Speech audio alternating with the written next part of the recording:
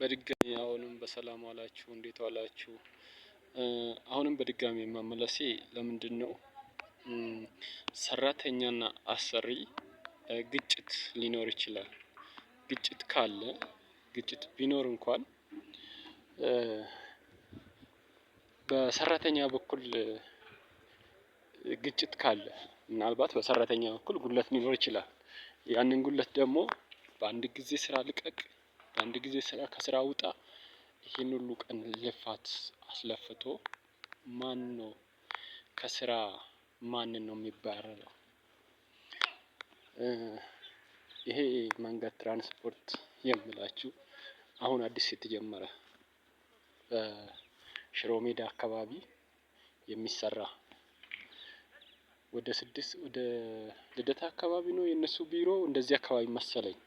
ሳር ቤት አይደለም፣ በሳር ቤቱ አይደለም እያልኩ ያለሁት በዚህ በልደታ በኩል ያለው መስሪያ ቤት አዲስ የተጀመረ ሳይት ይመስለኛል። እና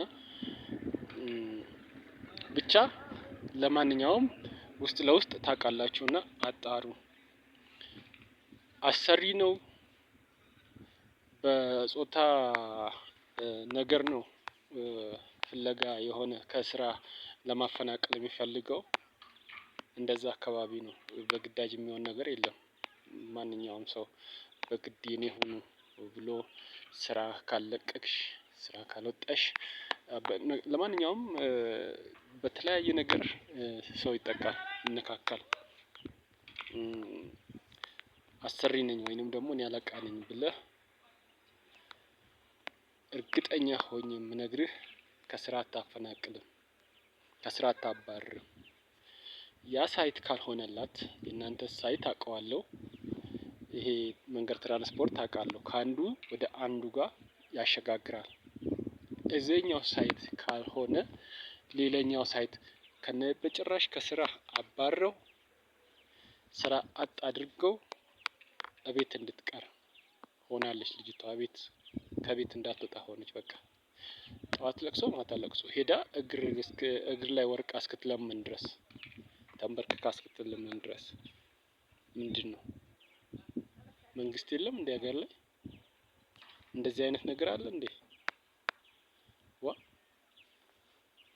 እኛ እኮ የምንሰራው እኮ ተግባብተን ነው። ካልተግባባን ደግሞ የሚያግባባን ነገር ላይ እንሰራለን። ካልሆነ ደግሞ አለቃ አለ አይደል? አለቃ አለ እስከላይ ድረስ የመሄድ ፍትህ የማግኘት ነገር አለ። ግዴታ አለቃ ነውና እሱ ይስማ፣ የሱ ብቻ ይሰማ፣ የሱ ብቻ ይታይለት የሚባል ነገር የለም። እስከታች ድረስ የዝቅተኛው መሬት የሚጠርገው መታየትለት አለ። ትክክለኛ ነገር መታየት አለ። በቃ እንዴ ሰራተኛን በማባረር ነው እንዴ ስራ አጥን የሚያሰሩት? ስራ አጥን ስራ እንዲያገኝ የሚደረገው እያባረሩ ነው እንዴ?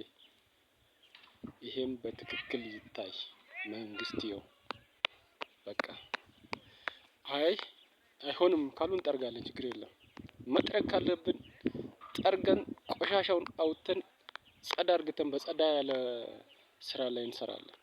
በቃ አንድ ነገር ካልደፈረሰ፣ ውሃ ካልደፈረሰ አይጠራም።